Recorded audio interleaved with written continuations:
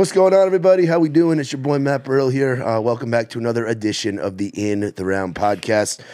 Today, we've got a very special episode. A guy that's not usually in Nashville a whole lot because he's out in Texas and out on the road and doing the damn thing. And part of one of my favorite crews in country music, rock music, just music in general. It's my boy Dre. And how do you say that? Is it Rocha? Rocha. Rocha. Yeah. Dre Rocha. Yeah. What's up? Doing good, man. Happy to have you here. I know you don't Thanks do a for lot. having me, dude. I know you don't do a lot of podcasts and stuff, man. And you're not usually in town. What brings you here out to Nashville this week? We start touring like a week, so we're doing rehearsals and stuff, getting all the production ready to go. So we got 8 days in Nashville, and I was like, I texted Matt, we're talking because I'm a fan of the show, and I was just watching. I was like, dude, killer. I think I was watching. Was it Tracy Lawrence? Yes, yeah. That was on DM Monday. Yeah, dude, yeah, I was like, I watched that when he was talking about back in the day. A baby oil by the barrel. That's what he said. And I was like, man, that's so badass. I was like, so I watched that, texted Matt, and I was like, dude, big fan of shows. Like, dude, if you want to come on, let's do it. So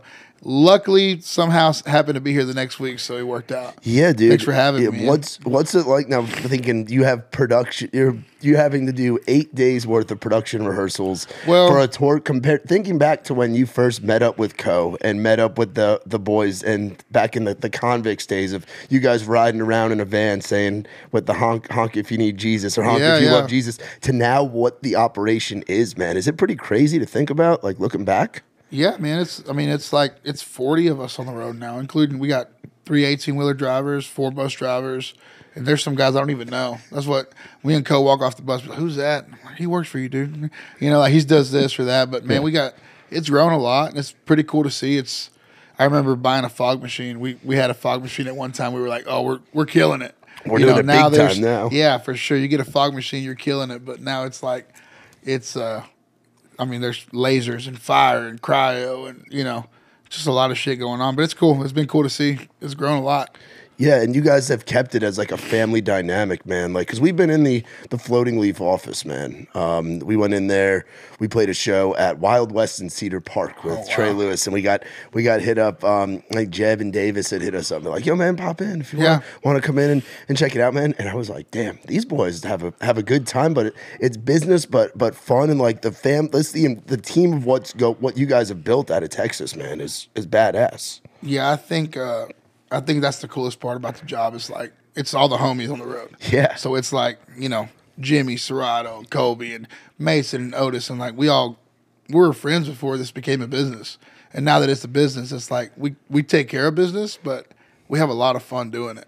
And like I've told people, like if I wasn't doing this with these guys, I probably wouldn't do it.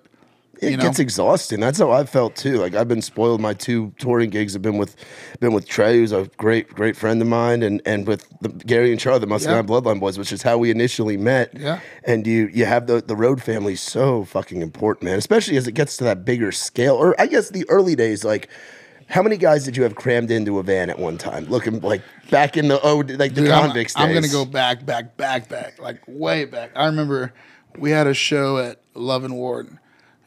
And I'm sure Koe will watch this at some point because I'll make him. But I do watch this shit. But we had to borrow, his truck was fucked up or something. Can I cuss on here? Yeah, of course. All right, cool. Fuck yeah. So, no, Koe's truck was fucked up or something. He used to drive like a black F-150 that he had for like, it was like his high school truck, right? Yeah. And I was between trucks or whatever. We had to drive my mom's like Corolla to Love and Warren, Plano, and like my drums were packed in the back. Like, I remember Mason was hammered. I remember that after the show. But we made, like, enough money to put gas in the car to get back home. And, like, from that to now, like, looking at those buses that take, $5,000 in diesel or whatever it is, you know, it's just, man, it's wild to see. Like, and it's crazy because it happens. It doesn't happen so fast, but people were like, oh, it's overnight success. But it wasn't. No. I mean, you think about that. Like, my mom, like, she had to get a ride to work so we could take her car to the gig. And like people don't realize that. They just think it's like, oh yeah, they're playing Billy Bob's or when did it start feeling different? Like was it really the when did it start? Like when did you guys realize like, oh shit, we got something cooking right here?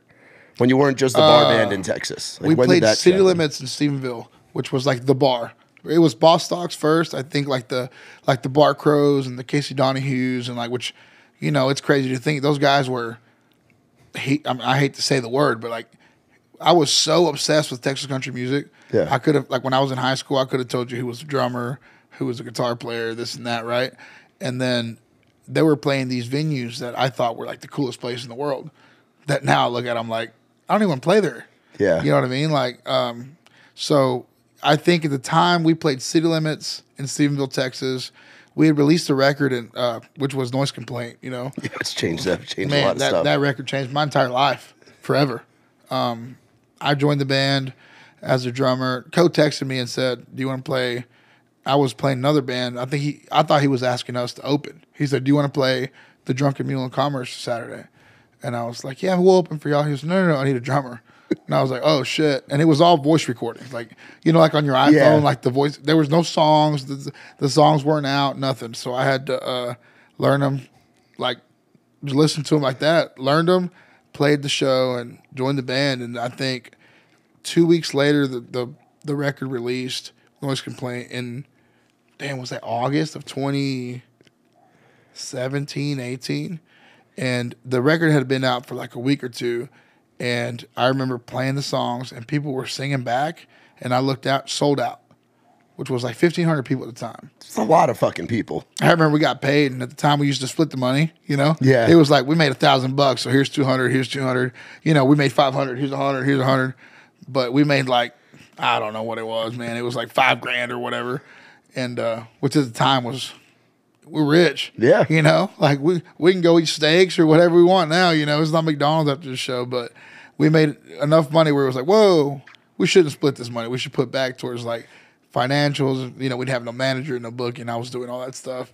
But I think that's the first time it felt, to answer your question, it felt like, okay, maybe this isn't going, like I didn't quit my job for no reason. Like this may be going, we may be onto something here. Yeah. Yeah, so that's the answer to that, man. Did you guys go out on tour with a lot of people, like do a lot of the opening slots? Or I feel like you guys kind of were doing the headlining thing because it was, it wasn't just a concert. You guys put on a fucking show from back then and even now. Like it's an experience to see a Koe Wetzel show. That's honestly a really good question, because like I tell people all the time, like I don't. People are like, "Will you book me? Will you promote me?" I'm like, I don't know that I could ever do it again, because the way it happened was like we didn't open a lot of shows. Like we were like the weird, everybody, I feel like everybody hated us because we were like these long-haired kids that were like, people were like, they'll be in and out. Well, they'll open for us and they'll do this festival, but they won't be around long. Like I don't think people took us as serious as we took it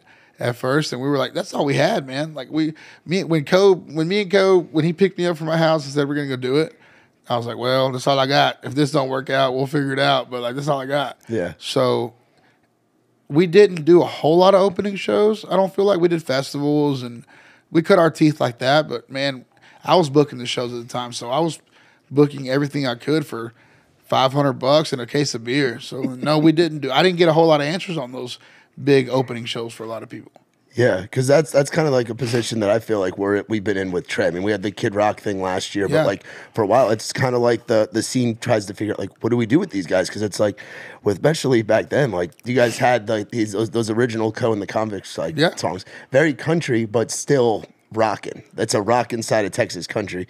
Then you get more of the rock stuff, and people are trying to figure out like, where do these guys, do they open for the rock bands out of Texas? Do they open for the country bands out of Texas? And that's kind of like where I see like where Trey's kind of been at too. Because like with the Dick Down in Dallas thing, it's tough to, and Nashville wasn't really quite ready for that. Just like Texas wasn't ready for the revolution that you guys kind of started. And then look at all these bands like Pecos and Colby and Dylan and Giovanni and the Hired Guns that have come out after you guys like kind of paving that way. Like that's pretty fucking sick. We've got to give a lot of credit to like the guys. Like when I was in high school, and Koe can say the same, the guys Mason, Otis, and Shiloh, and all those guys can say the same thing, man. Like it was Cross Canadian Ragweed, it was Josh Abbott, shout out Cody Canada, Josh Abbott, like Willem Clark Green. Have you got Will's? We were kicking it with Will. I was with him this morning. We drank a screwdriver at like 9 a.m. at the Virgin Hotel. So shout out Will. He was so mad at me. I FaceTimed him. He was like, "What?" He said, "I knew this was going to happen." I was like, "It happens every time." But no, man, Texas has got its own thing going on. It's crazy because like, and people are so. I feel like it's almost stupid, But like it used to be like Nashville, fuck Nashville. We got this thing going on over here, and it's like, all right, then don't complain, Texas. Figure that out. Because now, if we were to cancel each other out, we have to tour here, and y'all have to tour there. Texas is so big. There's a lot of artists that are touring Texas that are like, that's all they tour, and they make a living doing it. They feed their kids doing it. Yeah, I mean, they make $100,000 a year, 150, 200,000, which I don't know how much your parents made growing up, but like to me, you're rich. That's a great living. Yeah, you bet. I mean, you're comfortable, man. But definitely have to give credit to those guys being from Texas. I think with Koe, it was like Koe didn't want to. We get stuck in a Texas country thing, but I feel like Texas country is kind of going away.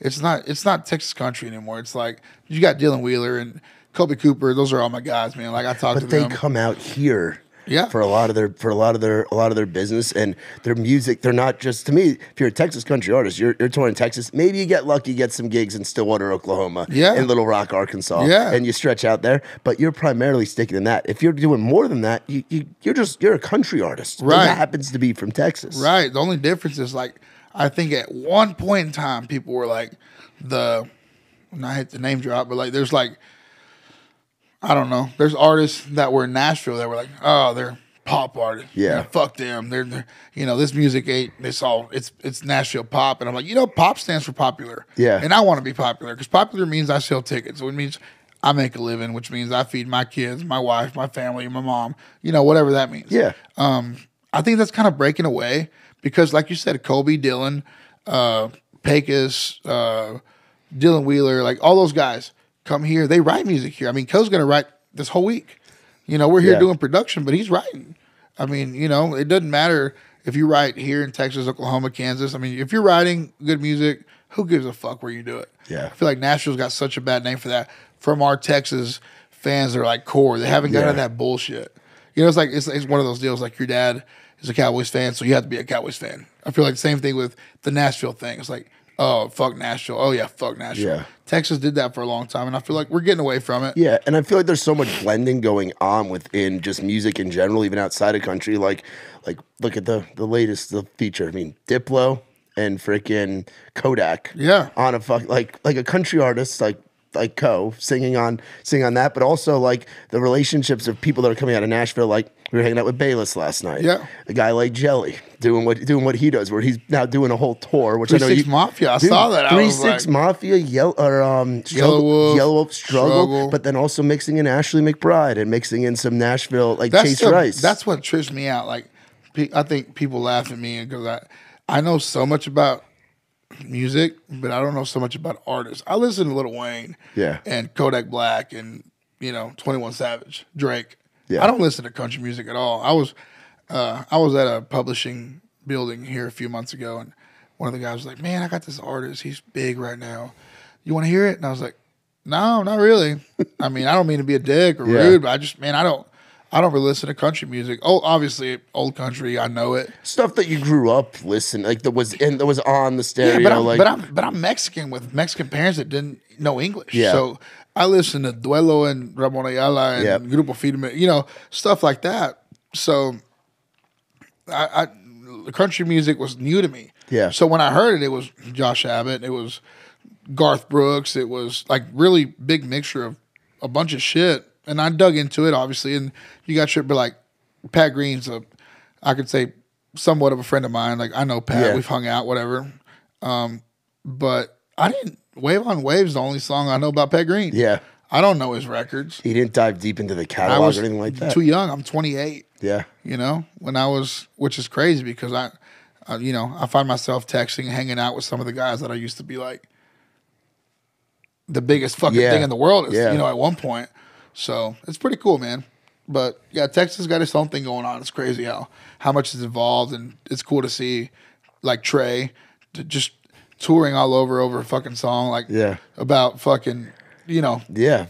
Yeah, it's wild. Dicking girls down and shit. I love it. I feel like that's such a rap thing. I feel like you couldn't say that back then. There is like this mentality, and I feel like you guys are a big part of it, of that that confidence, that swagger, that like rapper mentality of like the Jiggy era from like the 2000s, and even what rap has now. Yeah. Like it's coming into country music, and it's coming into all genres of music. But there's a confidence and a swagger now. Like you can get away with a bit more now than you could 5-10 years ago. That's what I'm saying. Like, have you told Tracy Lawrence when he was sitting here that you're going to write a song and say something about dick? Yeah. Or dicking some girl down? That wasn't cool. That wasn't all right. Tracy be laughing and be like, I wish I could say that. Right. But it wasn't, I feel like, I hate to say it, but like you put more races together now that it's like, there's black country singers, there's Mexican country singers, there's, like more diversity. There's a lot more diversity. And like, you can say shit you couldn't at the same time you can't,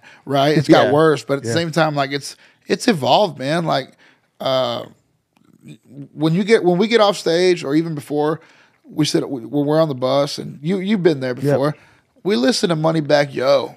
I want to hear some shit about my rims and my tennis shoes. I don't give a fuck about who you love, your truck, and your girlfriend or your wife or your divorce. Yeah. Like, that's the kind of shit. And I think that's what's separated us so long. It's like, you got Shiloh. Shiloh listens to, I don't know, AC/DC. And Mason listens to Tracy Lawrence. And Otis listens to church music. And Koe listens to, I don't know, Basement and like bands like that, like post-hardcore punk rock shit. Yeah, and then you got me that I'm like, dude, turn it up, fucking Moneybagg Yo, and you make a sound out of all that together. You stick it in the blender, and it's like, this is what we got. Yeah, and you can love it or hate it, but this, we don't sound like anybody else. Yeah, that's what you get. Yeah, and it's the authenticity of Koe being Koe and the business, and you guys being who y'all really fucking are. Because there's a lot of that where people don't have the authentic, like people put on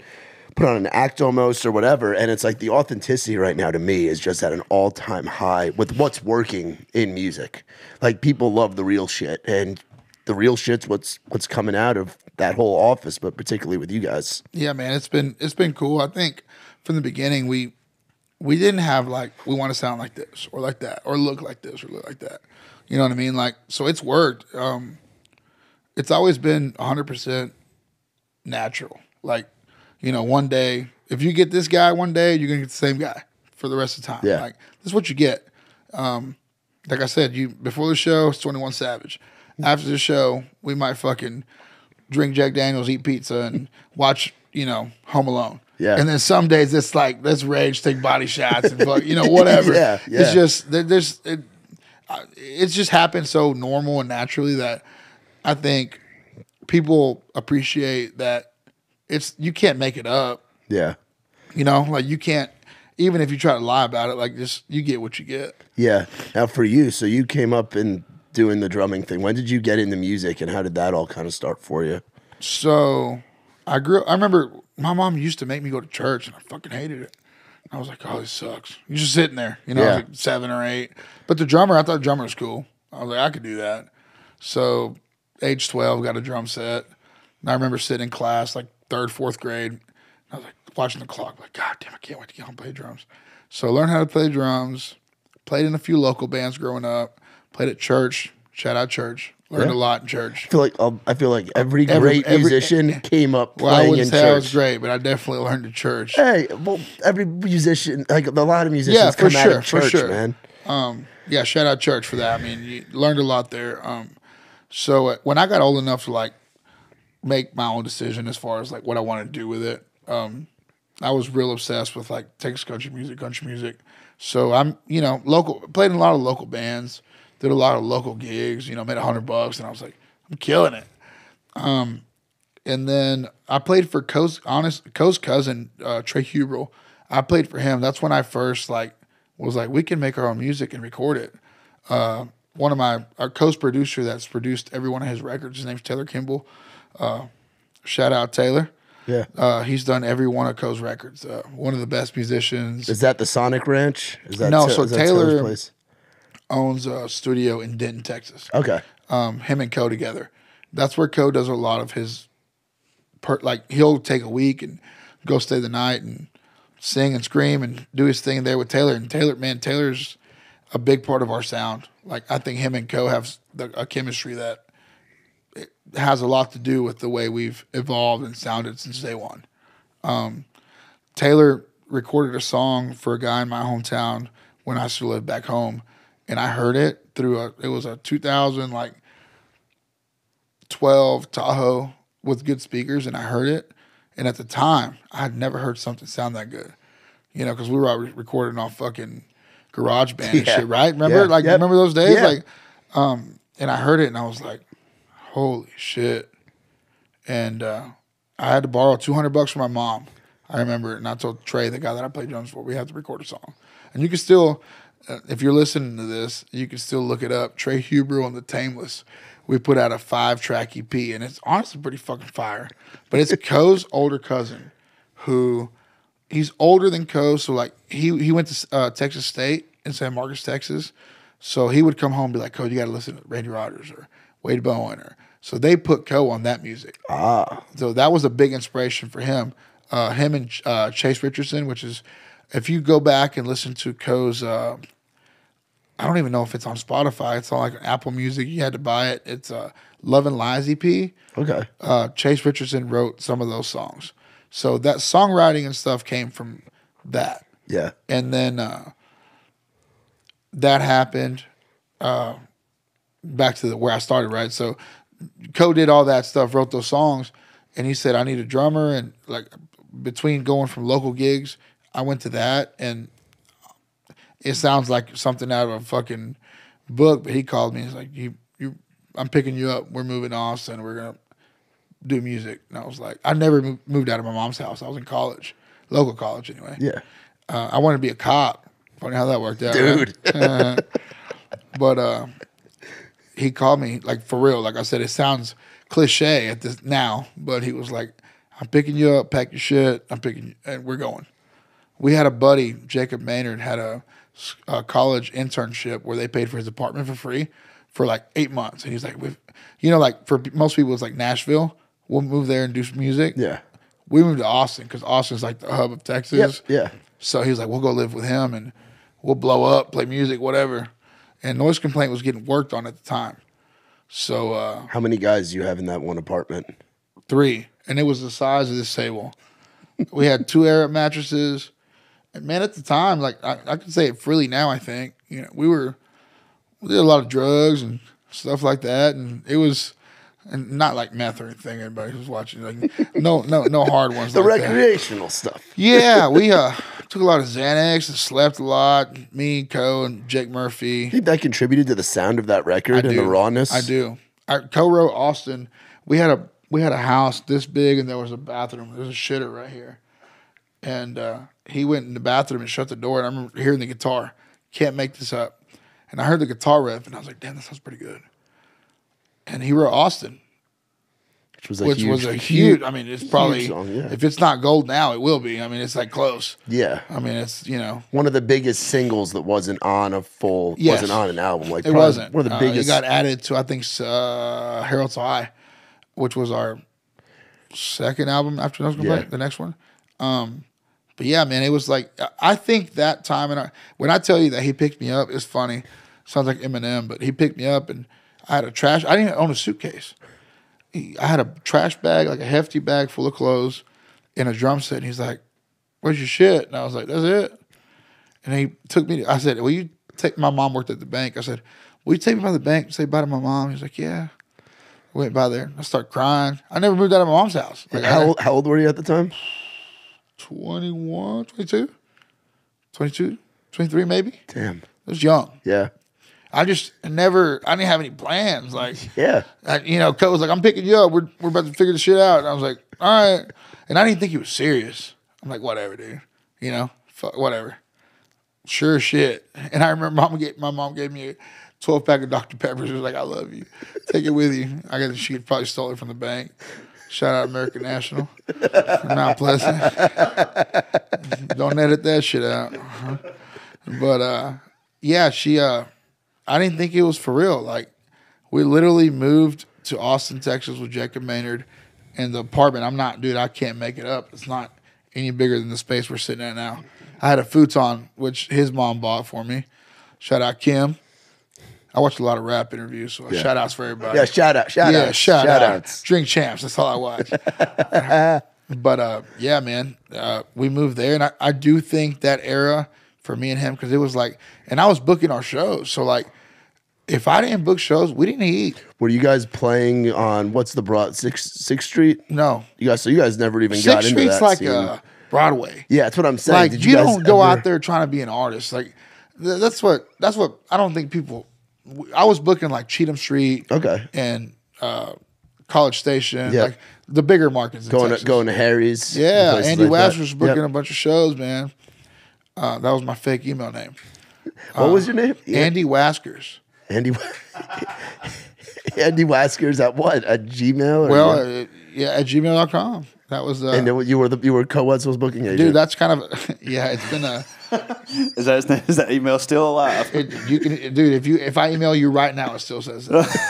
and I advanced on my shows with that one still. It's kind of if you ask Jeb, our manager now, which was our booking agent at one point, shout out Jeb Hurt. Yeah. But when I first was booking Koe, I was kind of a package deal. I was like, dude, I can play the drums and I can book you and kind of manage it and pay everybody. And, so I thought to myself one day, I was like, well, nobody's going to take me serious if I'm Koe's drummer trying to book Koe shows, right? So we used to get fucked up. Well, we would get fucked up and drink whiskey, Jack Daniels specifically, and we'd call it Waskers. And my name's Andreas. I go by Dre, so everybody call me Andy. So I'm Andy Waskers. Yeah. And dude, I booked a lot of shows, made a lot of money. Yeah. Andy Waskers made a lot of money for Koe Wetzel on the Andy Waskers thing. So that was the name, and I was booking shows. But I'm telling you, man, like, what was like your pitch email? Just being like, hey, I would dude, I swear I would, because it was happening. We would open shows for people, and some more like the fans would leave after we get done or encore us. So I would tell them, I was like, if I don't sell 200 tickets, you don't have to pay us anything at all. But if we sell 201 tickets, you owe me $1,000, and it worked because I knew just straight verses. Like, I mean, betting at on the yourself. time, I would bet against myself, man. It was a gamble, and sometimes it worked. Sometimes it worked. One time we played Firehouse Saloon in Houston, Texas, and they would give you like $200 in a bar tab. When we were leaving, and Koe can vouch for it, they were like, "Y'all owe us like $652." We were like, "Why? We just played here. There was like 4 people." And they were like, "Well, y'all drank 16 bottles of whatever, Oh, jeez. So yeah, man, it was a gamble though. Like there was times where it worked, but obviously, I think, within time, it started. It was like 500 people, 1,000 people, 200 people. So just kind of grew. What club do you miss playing in or miss doing a show in? The 930 Club in Washington D.C., baby. Dude, that place is a Bonita Creek Hall in Nacogdoches. Yeah, I like Bonita Creek. I think we did that one together, maybe. With Muscadine, it was Ardmore. It was Heritage Hall in Ardmore, Oklahoma. That little tiny, like, old school. Yeah. It was like, and I remember being in. I had merch set up right in that little front entryway, and then I did the Bomb Factory, and then with great room. Bomb Factory was fucking sick. That's a good. That was real. That was like my first taste of like. That was the last show of the year. It was like December. Yep, December of 2019, right before New Year's. Yeah, right in between Christmas and New Year's. Because we went to the piano board. I think we went to the strip club after that. We did. Right. I didn't have any rowdy times with the Muscadine Bloodline guys, but that weekend I definitely did. Those guys. Oh, I love them too. So you guys met them pretty early on because they went out to Texas with you guys. Dude, I remember. And then they brought you out to Alabama, to Auburn, and to Birmingham, and to those markets. Man, I think at the time, this was before I even knew who Hardy or Morgan Wallen or any of these guys were. This was like before that, or at least for me or us, right? We did a cool ass thing, and I think people should really try to do more if it's possible. We did a thing with Muscadine where, like, dude, Koe showed me Porch Swing Angel, and I was like, oh, fuck, it's gay. I don't want to fucking listen to this. I was like, That's not your vibe. Nah, but then I heard the song, and I was like, all right, it's pretty good. Yeah. At first, he played the first 10 seconds, I was like, fuck. Yeah. Koe, What is this? But then you hear Ginny and you hear Shut Your Mouth and you hear No, I those mean, more I've records. heard the rest of the song, and like to this day, I can tell you, Muscadine Bloodline is probably. I love to get fucked up and listen to sad music, and they're probably top 3 Oh, they've got some between sad them shit. and Jason Isbell and like Yep. Noah Gunderson. Oh, and, Noah's, like, yeah. like some of that shit. Getting like, your they're- feels. Oh man, Dominic Fike, like shit like that. But I remember hearing that anyway. Back to that, and being like, "This is great." And Cole's like, "We should do some shows together." So I think, sorry, Jeb reached out, and people don't do this anymore. I don't feel like, and they would come to Texas and open for us because we had that crowd, 2,000 people at the time. Yep. And they grabbed every one of those fans. They just played Fort Worth last week, Koe Wetzel, Yep. and they sold out, The stockyards. 2,000 people. Yep. And I feel like that was because we did that. Same thing for us. We played Mobile, Alabama. And The Soul Kitchen, baby. Yeah, you were there. I think. I don't know. That might have been a little bit. Might have been a little bit before me. Okay, well, either way. Yeah. Like, I feel like the reason we got that start was because we opened for them. People were there to see them. I remember playing that show, and we were like, damn, they definitely were there for them. But even if we gained 30 fans, 40 fans, 50 fans, and then they came back. Yep, and then you guys come back and you guys headline at that venue, Yeah. or you headline, We did. or and probably sold it out and We did. worked your way through Mobile and all that. But doing the Zydeco's in Birmingham, Yes. like doing opening at Iron City maybe, and then headlining at Zydeco, then headlining and selling on Iron Exactly. City, or Auburn, Alabama, going to Bourbon Street in Yeah. Auburn, Alabama, that little raggedy place. Is that the one next to It was down the street from Sky Bar. Oh, you Sky bet. Bar. Oh, I bet Sky Bar to me is like best top 5 college bars. had a in the dude hit country. on me over there. It's weird. That's Auburn. War damn Eagle. He told me I had good hair. I was like, fuck. So in Texas? You guys have some good. You guys got to play a lot of the rowdy college towns and stuff. Coming That was up, our market. which is what Muscadine came up doing, what Trey came up doing. Like so many people come up doing that. I think that makes you, when you get to the level that you guys are at, makes you that much better as performers because y'all have learned how to entertain. Absolutely. Y'all play those cover gigs and whatever coming up. So what is Lubbock the rowdiest college town in Texas? You put Lubbock up against Man. anyone, or Stephenville? I'm sure is pretty wild. Or One time we played College Station. This was back. Otis was like off for a wedding or something. This was kind of like my newer days, and I'll never forget it. I booked the show. I think it was like $1,500. It was $2,000 or something. And we split the money between us, and they were like, "Y'all have a rider?" And I didn't even know what that was. And I was like, "Yeah, we got a rider." What is it? And I was like, 3 bottles of Jack, and I asked for like 2 8-balls of cocaine or something. They got it for us. It was Whoa. awesome. Oh man, not anymore. I'm just saying, back in the day. back in the day. Yeah, like for real. Like they did it. It was awesome. We played like a AGR, I want to say, like a fraternity. Oh, AGR, it's the agriculture Dude, fraternity. it was like $50, all you can drink, get in, girls for free. It was the coolest fucking rowdiest thing I've ever seen in my entire life. In the backyard of a fucking fraternity house. Oh, in the backyard of the Oh, frat it was house. so lit, bro. I mean, it was so lit. It was one of the fucking coolest. I played in front of goddamn, I don't know. That's a good question. I don't know. In front of a lot of people. And like drum wise, right? And God, that was probably one of the coolest ones. Just because the crowd was just into it and just That chaos. we were fucked Yeah. up. You know, like it was like, let's see how fucked up we can get and still play the show, right? And Well, those frat shows too, you can do that. At that Yeah, level, that's like part right. of getting through it. yeah, you don't do it now when Columbia Records and fucking Universal's Yeah. there. You know, it's Yeah, kind of more. it's a different world yeah, now. shit's changed up a little bit, right? But at the time, man, it was. But I feel like that's what people like loved. They were Yeah. like, these guys can come out here and party. Obviously, the music has to be there for them, right? But because I do believe we put out great music. You do, Like, yeah. I do. If I didn't believe that, I wouldn't work here, right? Yeah.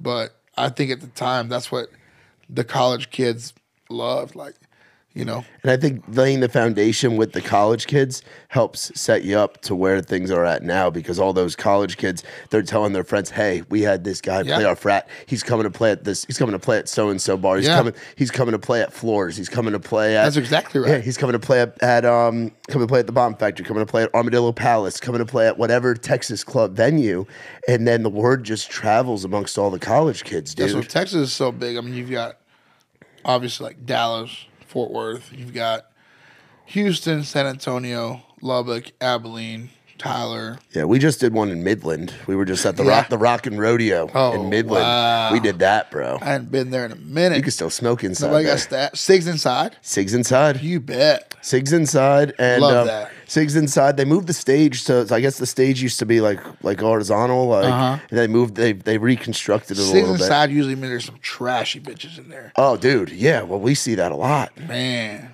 We do that. You ever been to a mud bog? Yeah, I'm You from ever been to the mud Texas, park? dog. Oh, so you guys have a lot of that. Code 4 was our shit when we were growing up. Shout out Code 4. That's my dog. Mud digger. That's my dog. I love Cole. That's my guy. We So- talk every now and then. Dude, we've been because we did it for a while. We were doing a lot of mud bogs. With Honestly, Trey. I don't think since we've been like kind of, I guess the Well, I'm word saying is, back in the day, were you guys doing mud bogs? man, since I've been with Co, I don't think we've done a mud bug. We've done some like, somebody had enough personal rich money to pay us like to play at their kid's 16th birthday, and Y'all it did a was money. 16th birthday? Oh yeah, When was that? What was that like? 2000, fucking awful. You know, like fucking sucked. I mean, you know, but we got paid, man. Yeah. We had like back to what I was saying. Like you have to. We didn't have a choice. Like that. You know, if you want, I mean, if I wanted to pay my phone bill to book shows, I had to play shows. Yeah. It didn't matter if it was at a fucking quinceañera or a goddamn Mexican restaurants? Yeah. You guys did those? Set up a little cocktail kit in the corner of the Mexican restaurant, or no? Not full band. Co might have back in the day. Or barbecue joints? We did some barbecue joints. I'm trying to think of like the worst experience. Like some just abstract places, because Texas loves their music. Texas and the South have El that in common. Paso, we played a place one time that like one of the coolest, funniest.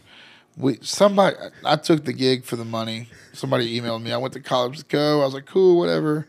I work for this company, play this show. We played 2 songs. They paid us. They were like, we'll pay you whatever the fuck you want. You got to quit playing. It was an agriculture meeting in the Hampton Inn in San Antonio, Texas. These people fucking hated us. It was the worst fucking thing in the entire world. They paid us. They were like, we'll pay y'all, but get the fuck off stage. What do you do in that situation? Nothing. We left. Got fucked up at the Take the Riverwalk. money, get the fuck out of Yeah, there. I mean, we quit playing, but like it was terrible. I mean, we've had some interesting ones for sure. Yeah. What's the wildest thing you've seen at a Koe Wetzel show? Because now, but behind the drum kit, you're seeing stuff. But now, like your side stage, and like you've probably seen some wild stuff. Like, because I've done 4 shows with you guys. Titties. I mean, Well, you lots see of titties? titties. I see that with Trey. Like Yeah, titties to me are just a thing that happens within music now. Like it's weird if I go to a show and I don't see titties. Right. But in my perspective. Because like dudes that are like okay with their wife like trying to get backstage, that's pretty weird. Yeah. But they're cool with it. There's some dudes that are like, hell yeah, brother, if she can get back there, take her. I'm like, the fuck? Are you cool with that, dog? Like, there's a lot of that. Just girls making out on top of dudes' shoulders. Oh yeah, that girl on each Oh, shoulder. dude, they'll put them next to each other and just Instead make of- out yeah. and look at Co like. I'm like, damn. Because we did the 2 that we did with you with Trey. We did Raleigh at Outside Amphitheater. Yep. We weren't at the rodeo. The rodeo. You guys had the rodeo. We did the next Auburn night. right in between, right? You guys did Auburn or Georgia? Georgia rodeo. rodeo. It was Athens, Georgia. Yeah. And then we did that Salem, Virginia with you guys. That Virginia one, bro. I remember after the show, all the beer, all the cans, the fifths, the little shooter bottles, all that shit on the floor. There was a single pair of girls' cowboy boots just sitting on the floor. Like the girl got pulled out of her boots, and it was just like the shit you find on the floor of the A arenas lot of after the shows. underwear, bras, Lots of panties, lots of bras. And I'm like, man, what? Like as a, not even a girl, like a human, like why would you take your underwear off? You've been sweating all night. You know, like I don't want that. Like nobody wants that. Like, you know, obviously not me, but Yeah. I'm saying like nobody in the world wants you to take off your sweaty ass fucking underwear. Yeah. I've seen a lot of that. It's crazy, man. Some of these people, I've seen some super fans in the day. For Yeah. sure. And I obviously love y'all. Thank y'all for coming out. Yeah. Fuck. Yeah, that's kind of what it's been like with Muscadine with Trey. There's super fans to both, but Does they're Trey get different. a lot of? I mean, I haven't seen his show obviously alone. Yeah. He opened some, but how does it go for him being like? Because his fucking song just Yeah, so Dick Down in Dallas is at the end, but he's got like Single Again was a big song for him. Single Like a Middle Finger. We have foam middle fingers that we sell and we give out. So Trey will walk out, I'll go out and give him the middle finger and he holds it up and the crowd goes nuts or whatever. There's still a lot of covers mixed in the set because, again, they came up and Matt can speak on that too. Matt's been playing drums with Trey for like 10 years. So Matt's the drummer. So Matt's Man. So Matt's I know y'all story, can't see him, but that's my dog. So Matt's story with Trey is kind of like your story with Koe, where he was playing with someone else, got the call, and then things just kind of started changing. But he used to book the shows. They used to ride around in his expedition. They used to ride around in the. It's Ford damn near a mirror image story of yours. I think has y'all's he looks just like the front of house guy in LD for Whiskey Myers, but y'all's really? Y'all's guitar player. Terry. Oh, Terry. With the long hair. Big Dick Terry. Big Dick Terry. Yeah. Is he hung like a horse or what? Oh, yeah, dude. Yeah, it's like for my forearm. His guitar pick say BDT on it. Yeah, he's full. Yeah, he's Big Dick Terry. Fucking like looks like a baby arm holding an apple. Oh yeah. Yeah, it's something. I mean, he said God made him ugly. Had to give him something to work with. That's usually the retards who got the big dick. Yeah, dude. You leave that shit in there. You leave that shit in there. Dude, it's like the more retarded and ugly you are, the bigger your dick is. But he's the definition of big dick energy. He's just so confident. And Oh, I'm he's like, great. it makes sense. Yeah. Because he's like that. But But yeah, he's been around for a minute. Terry and Trey met at an open mic night in Birmingham, Alabama, and Trey asked Terry, "Hey, you want to be in my band?" And by being in my band, it was do acoustic duo with me in Mexican restaurants and barbecue joints for $100 and free food. Yeah, he's $50 got about and a year. free food. He's got about a year and a half on me. So And then you came in, but you've been drummer ever since. yeah, eight I've been years. with Trey. Been with Trey about 8 years, going on 9. I think. When Dick Down Play came out, DW. Yeah. Nice. Yeah. Oh yeah. DW Sabian. I just had to swap sticks though because Pro Mart's getting a little out of hand over there with their prices. Big Firth. Vic Fur. I'm working on a deal with them. Either them or Vader. Right on. yeah, it's So for you going from doing the drumming thing full time to now what your role is within the business, what was that kind of transition like? Man, Co's my absolute best friend in the entire fucking world. Like, You've been through it all together. yeah, and I'll go to his house for Christmas, and he knows my mom, his parents are some of my I consider them parents for me. Like, Yeah. what I'm trying to get at is you couldn't make us any closer, and I think the relationship on stage was kind of fucking that up. I don't think I've ever said that, but I just got to a point where I didn't enjoy it anymore, man. I don't know if that happens to people, but I would test myself and see how fucked up I can get and still play. Yeah, that's not a healthy. That's not a way to live. Fuck no, it's not healthy. It's not healthy for me. It's not healthy for the band. And honestly, I think I was a good drummer, but I wasn't a great drummer. And like I said, I've never said that before ever. But I just got to where I could play the song, but I didn't want to play the song. And I was thinking about it. Got to where after a show, we'd get in the van or on the bus, whatever it was at the time, right?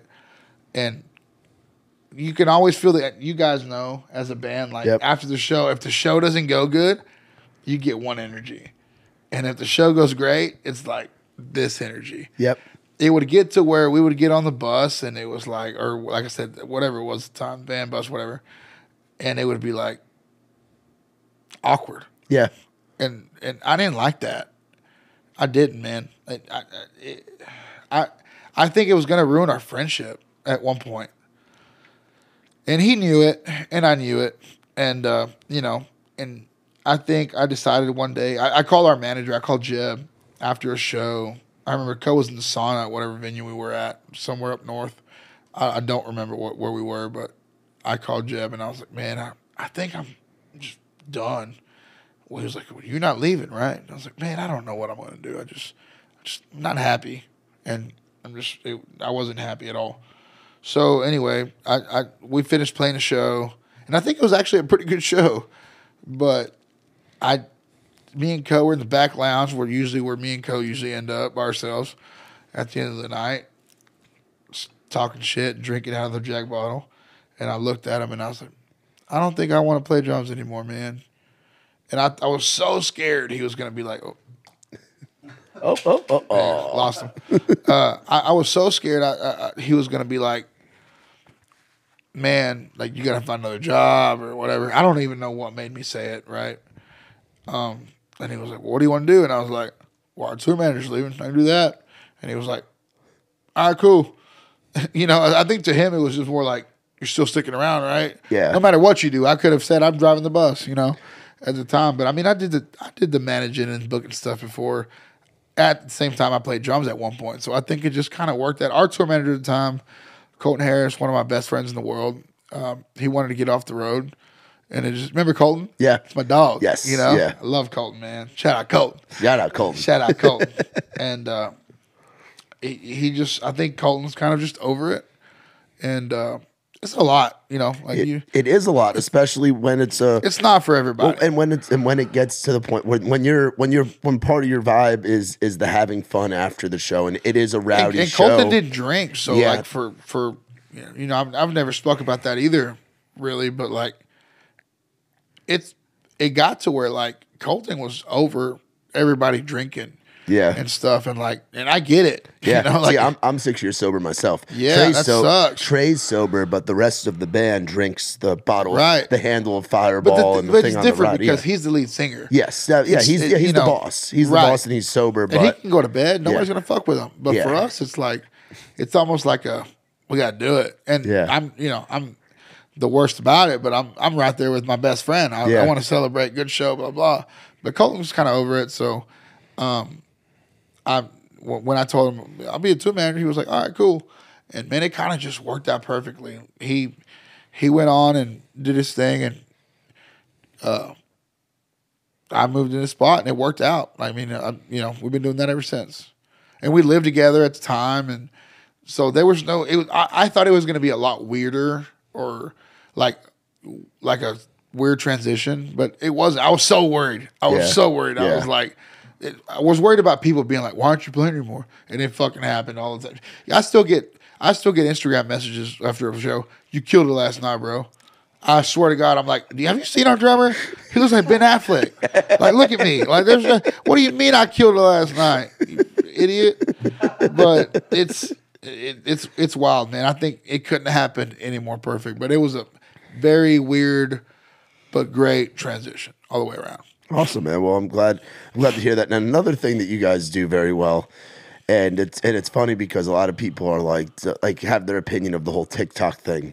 You guys on the socials, like what Koe does on his TikTok and kind of the tour content, and you guys on the bus or in the green room or riding around on the 4-wheeler or the golf cart or whatever. You guys, and you've been able to kind of Koe's developed you as like a personality within the brand, kind of like what Trey has done with me as well. So what's it like being able to have that relationship kind of with the fans, and like you're out there, you're part of the content. You, Otis, like everybody in the crew is a part of the content. Koe includes the whole team in it. Yeah, I think that's really cool that obviously, people come to see Koe Wetzel. And we get it. But absolutely, yeah. Our security, we have a security guard. Shout out Neville. Shout out Neville. I've been watching Drink Champs too long, man. They'd be like, shout out Lil Wayne. You know what I'm saying? But shout out my boy, DJ, whatever. But no, Neville would be like, we'd be doing Koe's meet and greets. He'd be like, Dre, you could charge like $20 because they'd wrap around, see Koe, give him a hug, take a picture, and be, Dre, I love you. Can I get a picture? And like people freak out. And it's a trip, man. I think that's one of the coolest things about Koe. Doesn't want it's just Koe Wetzel. He's always included the guys. Yeah. He's a team player. He wants to spread the love, and like Mason, I've been at Starbucks with Mason or at Walmart with Otis, and people are like Otis or Mason or Shallow, whatever. But it's a trip, man. Like we went to the Cowboys versus the Bucks game in Florida, and the elevator was broke, so you imagine walking around like a parking garage to get up to like our suite. Yeah, the concourse, yeah. Yeah. So we're walking up to the suite, and we're walking, and this fucking kid, I'm in fucking Florida, in Tampa, and he fucking taps me on the shoulder. I was like, what, motherfucker? I was like, what are you doing? I was wearing a Cowboys jersey. I was like, what's up? I thought you were trying to fight. Not that I would have fought him anyway. I'd be like, excuse me, sir. I got beat up. No, but I was like, what's up, dog? And he was like, are "Are you who I think who I think you are?" I was like, "I don't know, I guess." And he was like, and then of course Koe walks right by him at the perfect time. He goes, "Oh shit!" So to be in Tampa, Florida, Yeah. you know what I'm saying? Like we At an NFL game, nothing to do with music. nothing. We were in Sonora, Mexico. We were hunting, and there's a guy in the airport that fucking freaked out. And he was like, oh. Couldn't understand that Koe was in the fucking airport. You know, like shit like that just trips me out, man. Like, I don't know. Yes, it's very cool. I don't give a fuck about that shit, but it's cool. Nobody can ever tell you that it's not cool. You know, when somebody sees you at fucking Chuck E. Cheese in goddamn Minnesota, you know what I'm saying? We almost went to a Chuck E. Cheese in I Colorado. love Chuck E. Cheese. Yeah, we almost went to a Chuck E. Cheese this weekend. I fucking in love their Denver. pizza, bro. I'm classic. just saying, like, something. It's you never. People say like, oh, I don't care about. Yeah, you do. It never hurts or feels bad when somebody in goddamn Chicago or somebody recognized me in New York one time, and I was like, what the fuck? And I was like, they're like, you're Koe's buddy. I'm always Koe's buddy.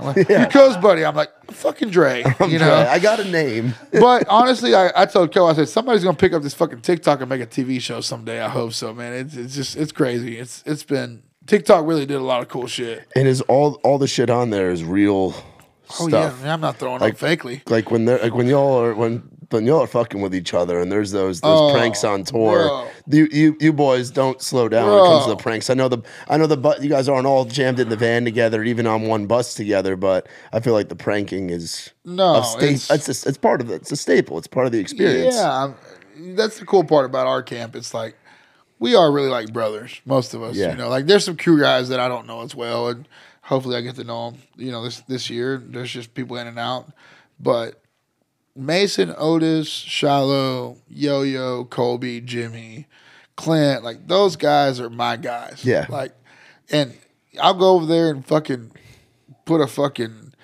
turd in their pillow if I want to. And just, it's funny. Yeah. Like, those are my guys. Like, and Koe is the biggest jokester of all of them. Like, man, so Koe didn't have a little brother growing up. And he says this all the time. He's like, so when I get to fuck with Dre, I fuck with him. And he does. God, it's like It's like having a boyfriend. What was the worst? What's been like your worst thing that he got you with? If you can think of one single thing. One time he peed in my bunk. He peed. Yeah, and Well, it was what bunk are you? Because if it's the bottom top, right, stage right. If you walk in the bus, bottom right. I'm a big guy, so my bottom big bunk. ass can roll in there. You know, I can't jump up. One time he did, man. I woke up and he was like peeing on my feet. oh, you were in it. Yeah, Oh shit. I was like fucked up. And I felt something, and I was like, what the fuck? Like opened it, and he was like, I mean, he was fucked up too, but his fucking dick in his hand. He was like, shh. And my feet are just getting a golden shower. Some of this stuff is reminding me. I think Trey watched too much of y'all shit because this motherfucker started biting here Yeah, lately. Trey does shit like that, but Trey's completely sober, which is the thing. Trey will do that stuff, but he's completely And I'm sober. sure there's been some other. One time he took the mattress out of my bunk. You just put it somewhere? Yeah, I think in the trailer. Oh, dude, that's a good prank right there. McElwain, you got to remember But that like one. I know who to do it to, too. Yeah. There's been a few. That's funny you say that. I'm trying to think of like it's been a lot of years, right? But one time I think he put ice in my pillow just so I'd lay down and get my shit like wet. I don't know. Like Were you on he's the- always steals my chargers, that motherfucker. Oh, yeah, Trey does that to me, That too. That's motherfucker. an artist. I started TM just motion. ordering chargers, like Apple chargers, Yeah. on his credit card. Yeah, that's what I do, too. I order shit on Yeah, Trey's, and I'm like, Trey's oh, you business steal card. it. It's yours anyway. Yeah. But I have 3 more right here in my bunk, motherfucker.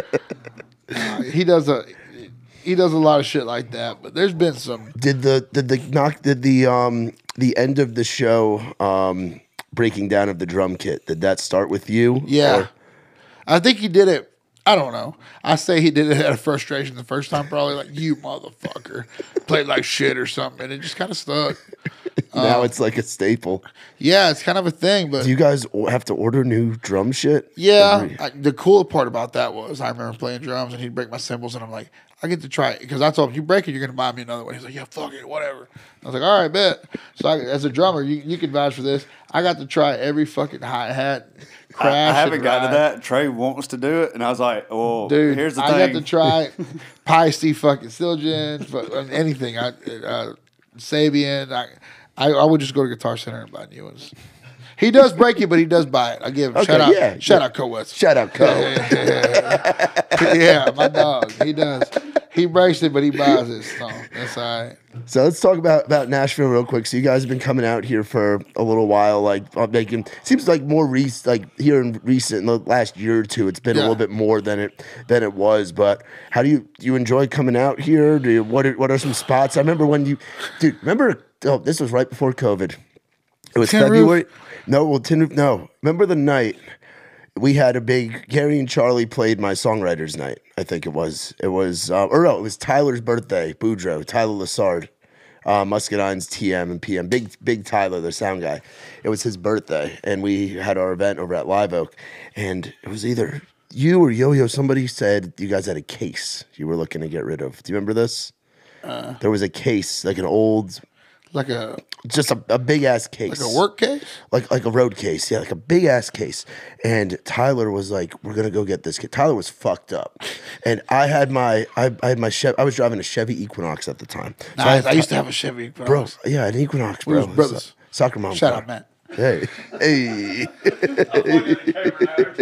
No, I don't remember that. So I have a video I'll show you after of Tyler like climbing over this fence to get to the road case. Like Yo-Yo had left it outside the trailer. Oh, I do remember that. Yeah, he left it outside the trailer. I do remember that. I had to put that thing in my fucking Equinox. I don't even know how I fit it. I mean, I drove it out. It was a weird whole shit. It was a whole, but it was just.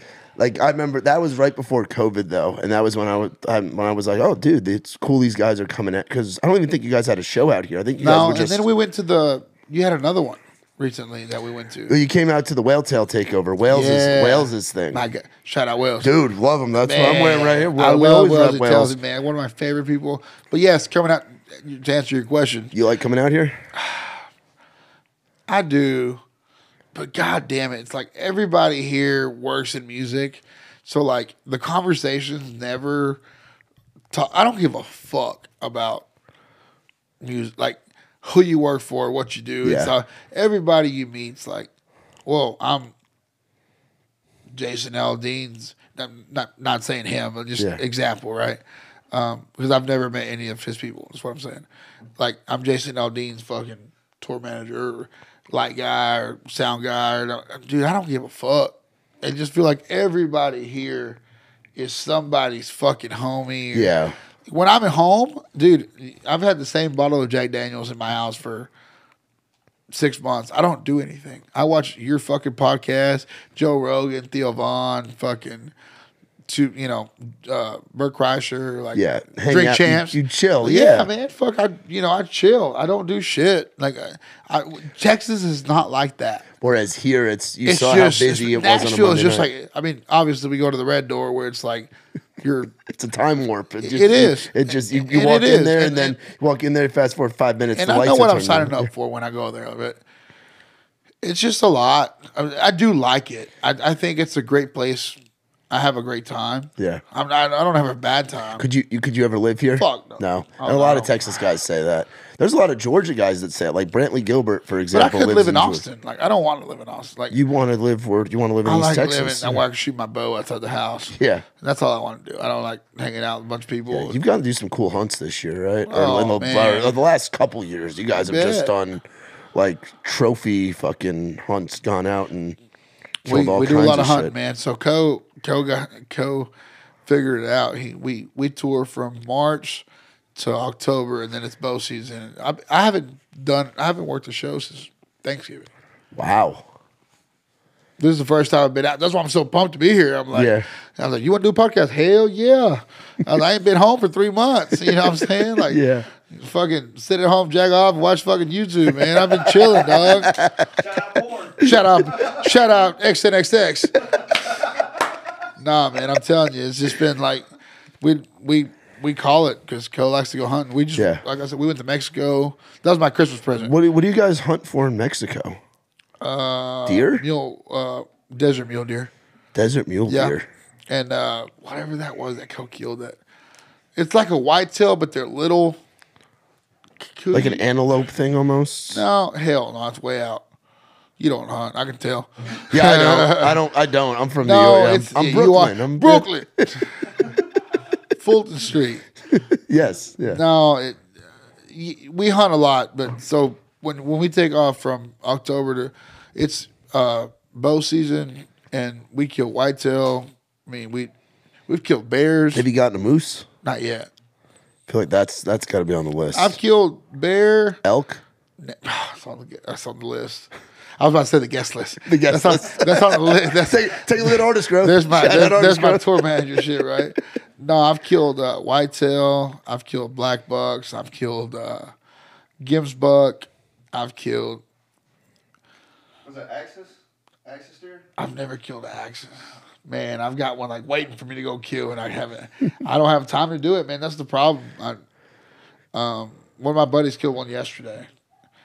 Oh shit! That's from South Texas. Yeah. You're from South Texas? No.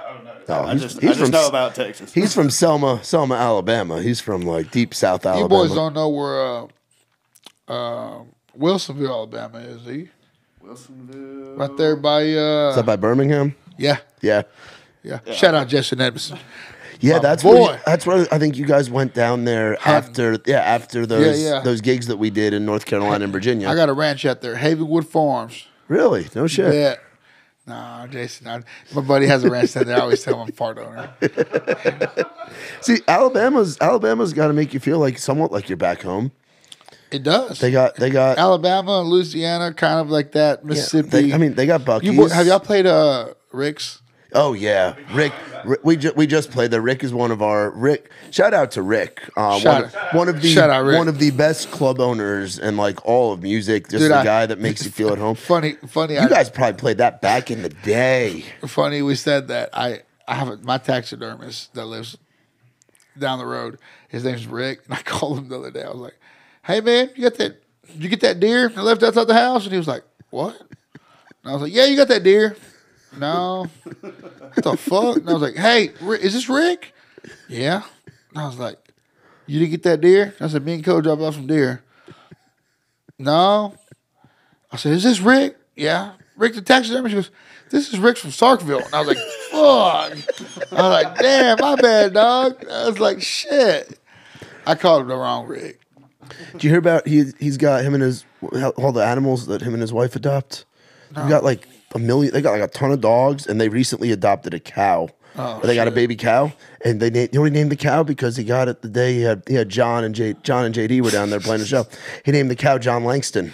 So now he's got a cow. No, he's got a cow named John Langston. Oh shit! And it's like it's little John Langston, and pretty soon it will be big John Langston. Out of all the venues, have you been on tour for a minute? Yeah, I've been since 2019. We played in Brooklyn. We've done what do we play in Brooklyn? Knitting Factory.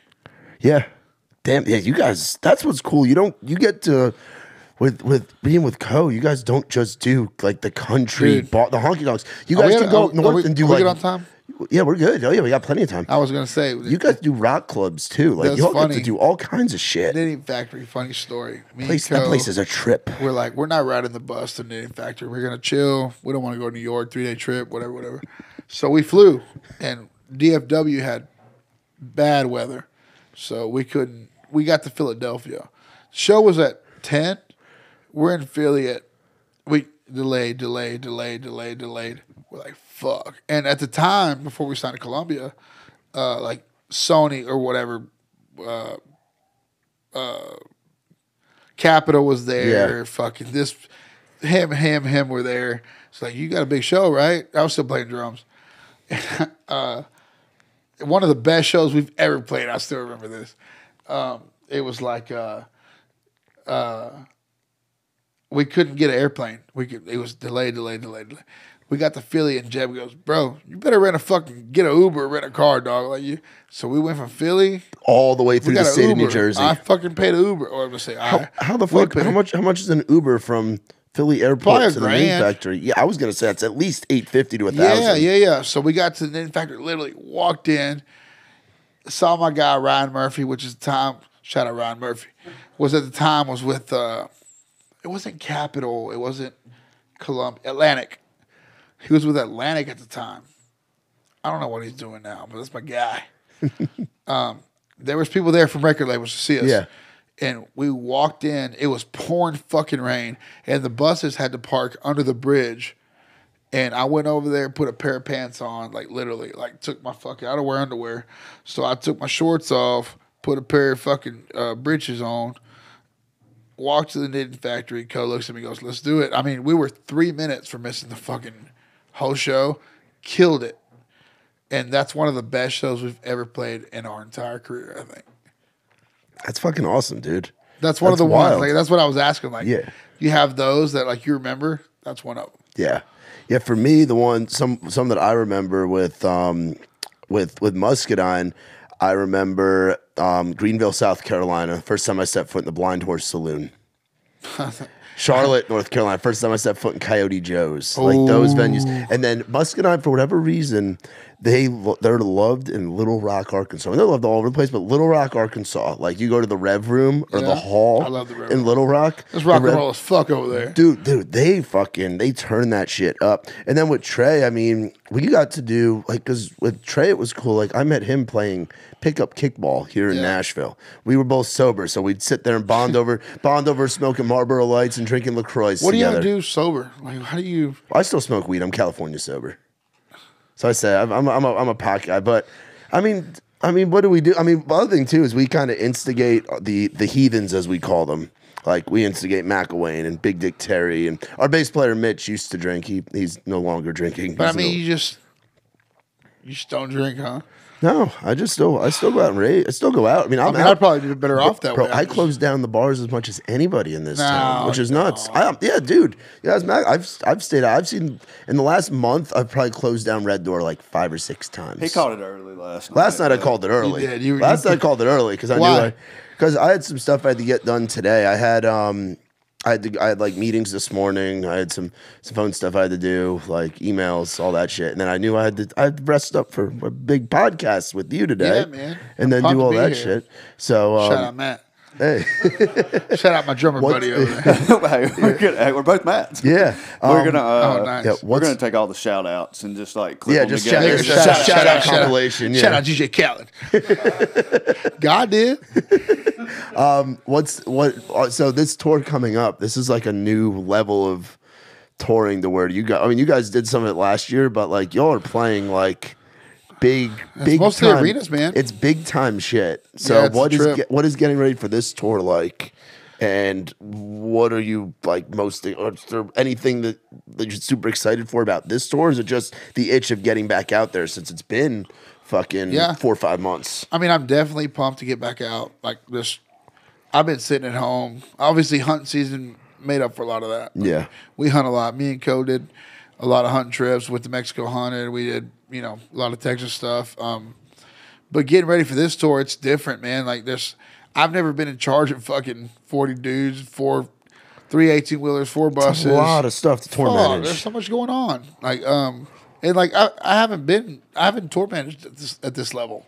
So like I'm learning as I go, but like I've got more guys on the road. I've got more production. I mean, if something goes wrong in one of these, that's what people don't get. It's like you show up at doors at 6 or 7, and it's like, Yeah.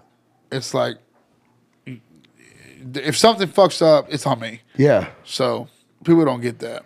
Yeah, it's a combination of like you, Yo-Yo, like y'all, but y'all have been working as a collective unit for so Yo-Yo's long. been around since I can't say day one, but pretty much day one. Yeah. If it wasn't for Yo-Yo on the road, I probably wouldn't be around. Yeah. Like that's I say that, but he kills it. Yeah. Yeah, he's somebody that when I first did that first show with you guys, and he was like very, very welcoming. You guys were very welcoming as a crew. Like, man, I always tell my guys, for us as openers. Again, Muscadine, you'd already met Gary and Charlie and known them, so I knew like walking into that. But then we were out with Trey and everything. Like it was you guys super welcoming, and we've got some other mutual friends that open for you, like Ella Langley, for example. She's a goddamn rock star, and I texted our manager that the first time I ever started playing. Yeah. I don't say this a whole lot, but like she fucking, I was like, what the fuck? Especially as a girl, girls don't get. It's hard. I don't listen to chick singers. Yeah, I just don't. Like you gotta. I don't know. Yeah, maybe that's fucked up. I don't know. No, I've heard a lot of people say that before. You gotta fucking grab me by the balls and like maybe like, this is what I'm singing. Yeah, girls don't do that. I heard her singing. I was like, fuck. Yeah, she's good. She's very, very. And she good. did a lot of shows with you guys, and she can. Yeah, she killed it. Her and Kaylee and Ben and her whole crew that she's got. They can hang. They're good. They're good folks. Yeah, you know, they're good folks, man. I'm excited. Back to the question. I'm excited just to see. I mean, it's mostly we've done arenas last year, all year, but when you do it in mostly arena tour, like there's a lot of shit going on. You know, I'm excited to see it happen. I like to go out front of house during the show and just like look and be like, we did this shit. You guys have a show here in Nashville, right? Ascend. Dude, have you been over there before? I went to watch Parker. Dude, so that amphitheater is wild because of how close it is to Broadway. Right. Like, so the pregame for that, like a lot of venues will have tailgating. Think of the Koe Wetzel Army, Koe Wetzel Nation no shit. On Broadway, going from day drinking that day, Broadway to Ascend. Hey, get on in there, bud. Broadway to Ascend, and then back to Broadway. Imagine the Koe Wetzel cult just going Red Door, fucking down to Broadway. I don't think you have to start up here and then work your way down. You don't. I don't think they'd be able. I don't think they'd be able to. It would be wild. When's that? But so how many dates are on this tour? It's a pretty big tour, right? You guys start. What is it? Is it in Tallahassee? Yeah, we start on my birthday. On your birthday, and that's with our boy. That's with the Peachtree folks, right? Yep. Our boy Bradley Jordan. Yeah, that's my guy. Bradley's yeah. Bradley's a great guy, and he's been a huge supporter for us. Yeah, so we start March 2nd, and we go all the way around. We'll do Georgia, Alabama. Our neck of the woods. Yep. We'll go do that for a little bit and make our way back to Texas. We'll do Louisiana for 2 shows, I think. Hell Louisiana. Yeah. Yep. Hell yeah, dude. Well, that's fucking awesome, man. And dude, I appreciate you coming on and kicking it and hanging. And it's always a pleasure to have you here in town, man, dude. Anything? Any last minute things you want? Texas town with the best food. Ooh, because there's different parts. Like East Texas got the barbecue. West Texas fishing boy right there. What up, dog? Yeah. Best food? I like Mexican food. Well, but white people shit sucks. But where's the best Mexican food? Where's the best Mexican shit? Y'all don't put salt on y'all shit. Y'all always. No, we don't put salt. We don't put enough salt. Garlic. Yeah, I am. Hey, I can say that. Fuck you if you don't like it. I will. All my friends are white. Half my family's white. I can say that. So you work in country music, yeah? Yeah, fuck it.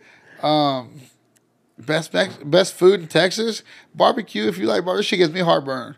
It does, yeah. I'd go like Fort Worth, Dallas, like on some like real ass, like in the hood Mexican street tacos. Dude, you got to go. And I don't recommend it. I don't recommend a lot of people go to. I had some earlier. Did you go to Antioch? Yep. You went to the taco truck in Antioch? Let's go. That's why I go every time I'm here, at least once. Hell yeah. Other than that,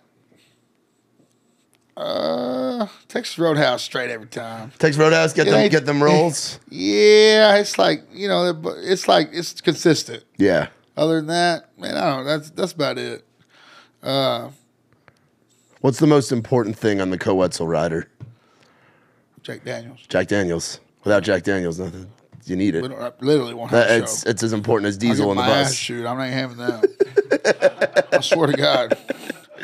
There's been a lot of ass shooting. Where the fuck is it? That and Burt's Bees. Yeah. Chapstick. The chain on your neck, the death row. Yeah. What was getting to do a show with Snoop Dogg like, and how is Snoop? And do you remember all of it? Yeah. No, I was actually pretty stoked for that. We did 2 shows with Snoop back to back. Right around 420, right? Yeah. We did 420 and 421, I think.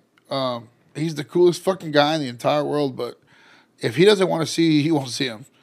His security is like nothing I've ever seen in my entire fucking life. Like, Really? you're not even allowed to look over there if they don't fucking allow. It's weird.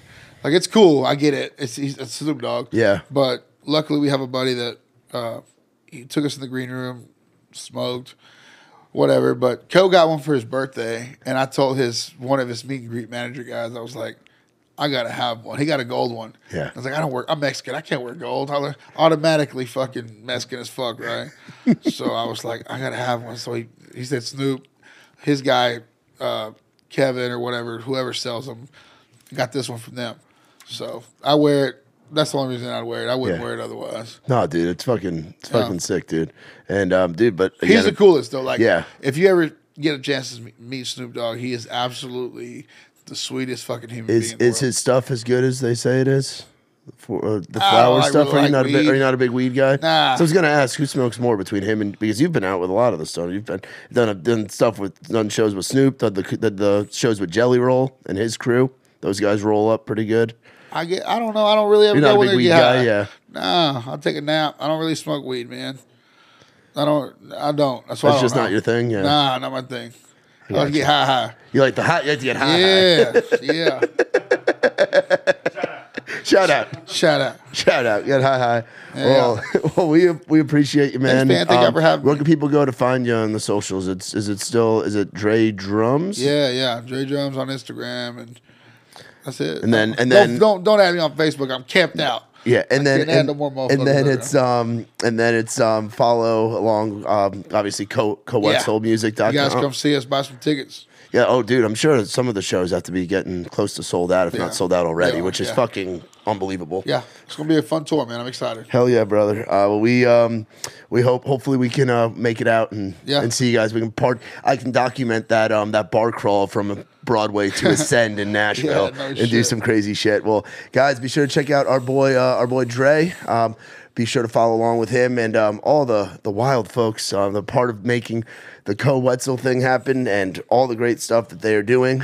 Super stoked. Be sure to check out their tour. They're probably coming to a city near you, starting out in the Southeast, working their way back to Texas, going all over the place. And the music that's out right now, be sure to go and check it out and stream it. Shout out to everybody that watched this episode, all the support you guys show us here with the In the Round podcast. Got to give a quick word about our sponsor. We got Whaletail Media, our boy Wales. Like I said, shout out Walesy, one of the best video guys in the business. Be sure to check him out. Our boy Grady with Saxman Studios. Our boy Mitch Wallis with the Digital Marketing Agency. And our new friends at Pickle Jar Live. Use promo code ITR when signing up and making your Pickle Jar account. Be sure to like, rate, subscribe, tell your mama and them. And we will see you all next time. This has been the In the Round podcast.